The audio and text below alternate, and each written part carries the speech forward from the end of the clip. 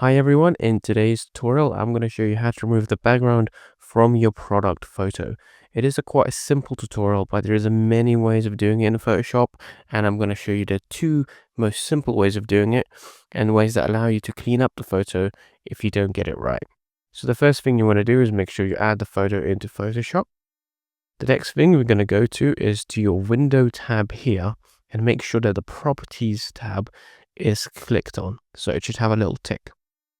Now, once you have that, you simply want to select your background layer or your image layer, and then go to your properties tab here. It might be somewhere else depending on your layout, and then simply scroll down and click remove background. Now, in most cases, this will do a really good job. However, this isn't always the case.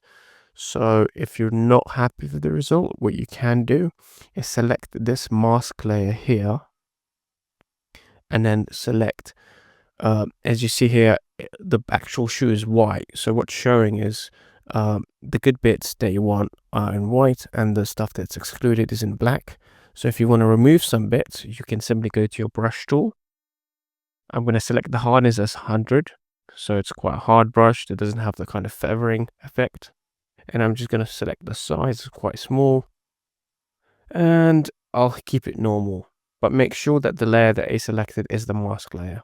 And then I can go to the bottom of the shoe. As you see, there's some shadow, and I can just brush it out or add it in.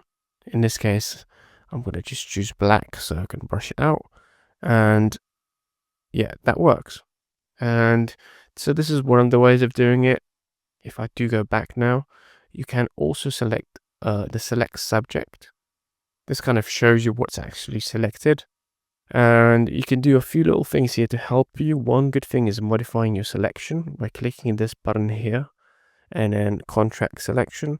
So I quite like this. It just tightens up everything just slightly.